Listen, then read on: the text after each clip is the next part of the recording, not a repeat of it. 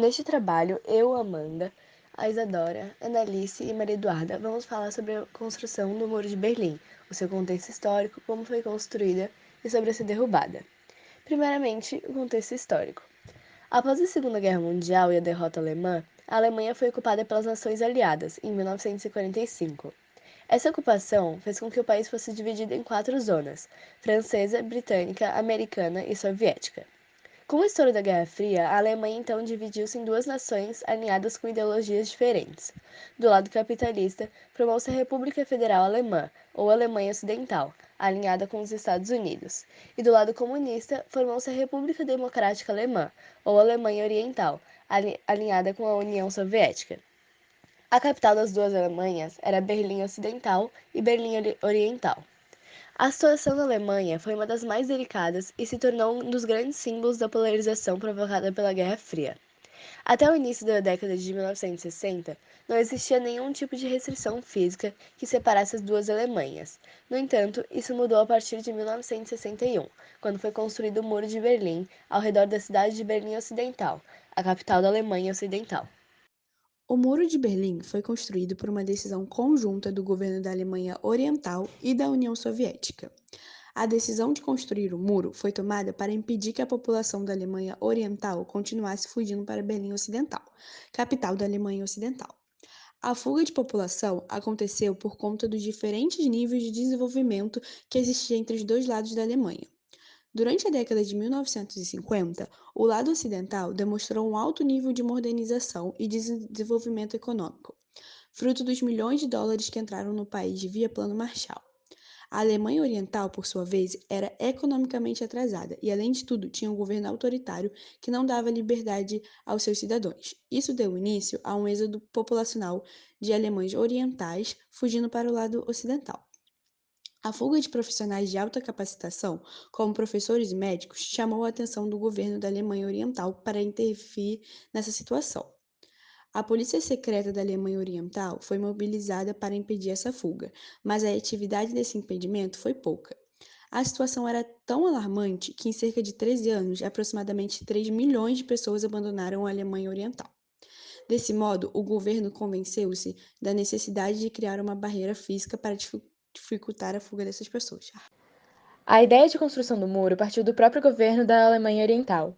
Em 1961, Walter Ulbricht solicitou a autorização da União Soviética para construí-lo. A autorização soviética veio um mês depois e deu início aos preparativos da construção. Ao longo de 2 meses, a construção do muro foi tratada como o mais absoluto segredo do governo da Alemanha Oriental. A operação de construção do muro ficou conhecida como Operação Rosa e foi realizada em segredo para evitar pânico e desentendimentos com as nações ocidentais. Isso porque o governo temia que milhões de pessoas tentassem fugir de última hora, caso a informação vazasse e que isso também pudesse gerar alguma represália de nações ocidentais. Os envolvidos com a operação decidiram construir o muro na virada do 12 para o 13 de agosto de 1961. O governo da Alemanha Oriental, em parceria com o governo da União Soviética, mobilizou grande força militar, incluindo tanques, e tudo isso foi feito silenciosamente para não chamar a atenção. Quando a população acordou para trabalhar no dia 13 de agosto, os soldados já haviam cercado o perímetro de Berlim Ocidental e quilômetros de arame farpado já haviam sido instalados. Ao longo dos anos, o governo da Alemanha Oriental construiu uma enorme estrutura ao redor da Berlim Ocidental.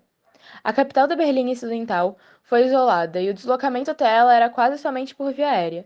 A estrutura montada para impedir que as pessoas fugissem fez com que a missão de chegar à capital da Alemanha Ocidental fosse algo bastante arriscado. Os alemães construíram um muro alto, monitorado por torres de vigilância, soldados armados e cães de guarda, que eram usados para perseguir aqueles que ousassem atravessá-lo. Anos depois, pesquisadores descobriram que os soldados da Alemanha Oriental tinham permissão para atirar para matar nos que tentassem ir para o lado ocidental. Entre 1961 e 1989, 140 pessoas morreram ao tentarem cruzar o muro.